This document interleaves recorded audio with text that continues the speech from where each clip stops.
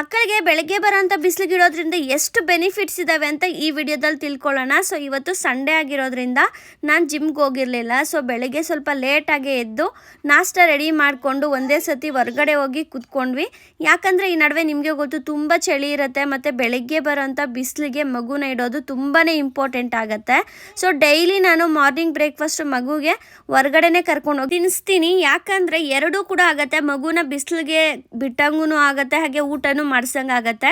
So ಮಕ್ಕಳಿಗೆ ಏನು ಗೊತ್ತಾ, ಒಳಗಡೆ ತಿನ್ನಿಸೋವಾಗ ಒಂದೆರಡು ತುತ್ತು ತಿಂದು ಹೊರಗಡೆ ಕರ್ಕೊಂಡೋಗಿ ಅವ್ರನ್ನ ಫ್ರೀಯಾಗಿ ಬಿಟ್ಟು ಆ ಥರ ತಿನ್ನಿಸೋದ್ರಿಂದ ಒಂದೆರಡು ತುತ್ತು ಜಾಸ್ತಿನೇ ತಿಂತಾರೆ ನಾರ್ಮಲಾಗಿ ತಿನ್ನೋದಕ್ಕಿಂತ. ಸೊ ನಾನು ಎಲ್ಲ ಕೂಡ ಒಳ್ಳೇದಲ್ವಾ ಅಂದ್ಬಿಟ್ಟು ಹೊರಗಡೆ ಕರ್ಕೊಂಡೋಗಿ ಆಟ ಆಡಿಸ್ಕೊಂಡು ಅವಳಿಗೆ ಊಟ ಮಾಡಿಸ್ತೀನಿ ಈ ನಡುವೆ. ಇನ್ನು ತುಂಬಾ ಬೋರಿಂಗ್ ಸಂಡೇ ಅಂತಲೇ ಹೇಳಬೇಕು. ನನಗೂ ಕೂಡ ಯಾವಾಗೂ ಇದ್ದಿದ್ದೆ ಕೆಲಸ ಅಂದ್ಬಿಟ್ಟು ಆರಾಮಾಗಿದ್ದೆ, ರೆಸ್ಟ್ ಮಾಡಿದೆ. ಸೊ ಬೆಳಗ್ಗೆ ನಾಷ್ಟಕ್ಕೂ ಕೂಡ ನೈಟ್ದು ಅನ್ನ ರಸಮ್ ಇತ್ತು, ಅದನ್ನೇ ತಿನ್ಕೊಂಡು ಮಧ್ಯಾಹ್ನಕ್ಕೆ ನಾನು ಚಿಕನ್ ತಂದಿದ್ರು, ಚಿಕನ್ ಸಾಂಬಾರು ಮಾಡೋಣ ಅಂತ ಎಲ್ಲ ಕೂಡ ಬಿಡಿಸ್ಕೊತಾ ಇದ್ದೀನಿ. ಬೆಳ್ಳುಳ್ಳಿ ಈರುಳ್ಳಿ ಎಲ್ಲ ರೆಡಿ ಮಾಡ್ಕೊತಾ ಇದ್ದೆ. ಇನ್ನು ಪಾಪು ಕೂತ್ಕೊಂಡು ಆಟ ಆಡ್ಕೊಂಡಿದ್ಲು. ಸೊ ಮಕ್ಕಳಿಗೆ ಇನ್ನೊಂದೇನು ಹೇಳ್ತೀನಿ ಅಂದರೆ, ನಾವು ಏನು ಮಾಡ್ತೀವಿ ಅದನ್ನೇ ಮಕ್ಕಳು ಕೂಡ ಕಲಿತಾರೆ. ಸೊ ನಾನು ಡೈರಿ ಬರಿತಾ ಇದ್ದೀನಲ್ವ, ಈ ವರ್ಷದಲ್ಲಿ ಏನೇನು ಮಾಡಬೇಕು ಅದೆಲ್ಲ ನನ್ನ ತಲೆಗೆ ಏನು ಬರುತ್ತೆ ಅದನ್ನು ಡೈರಿಯಲ್ಲಿ ಬರೆದಿಡ್ತಾ ಇದ್ದೀನಿ.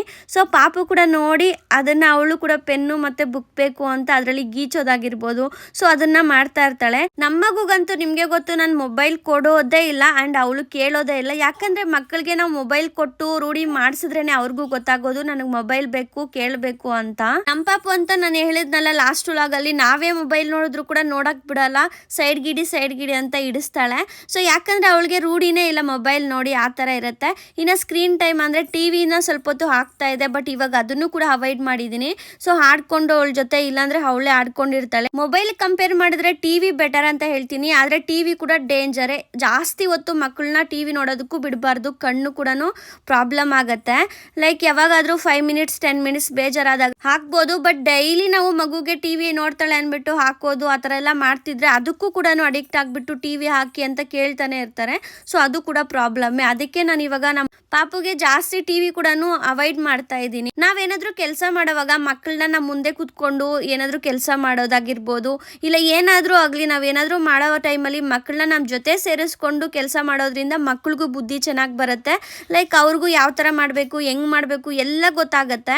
ಟಿವಿ ಮತ್ತು ಮೊಬೈಲ್ ಕಡೆನೂ ಗಮನ ಹೋಗಲ್ಲ. ಸೊ ಈ ಒಂದು ಟಿಪ್ನ ನಾನಂತೂ ಫಾಲೋ ಮಾಡ್ತಾ ಇದ್ದೀನಿ. ಸೊ ನಾನು ಏನಪ್ಪ ಹೇಳ್ತೀನಿ ಅಂದರೆ, ಆದಷ್ಟು ಮೊಬೈಲ್ ಕೊಡೋದನ್ನು ಮಕ್ಕಳಿಗೆ ಅವಾಯ್ಡ್ ಮಾಡಿ. ಯಾಕಂದರೆ ನಮ್ಮ ಕೆಲಸ ಯಾವಾಗಿದ್ರೂ ಮಾಡ್ಕೋತೀವಿ, ಬಟ್ ಮಕ್ಕಳಿಗೆ ಈ ಏಜಲ್ಲಿ ನಾವು ಮೊಬೈಲ್ ಕೊಟ್ಟಿದ್ದೀವಿ ಅಂದರೆ ಅವ್ರು ಪರ್ಮನೆಂಟ್ ಆಗಿ ಮೊಬೈಲ್ ಕೇಳ್ತಾನೆ ಇರ್ತಾರೆ.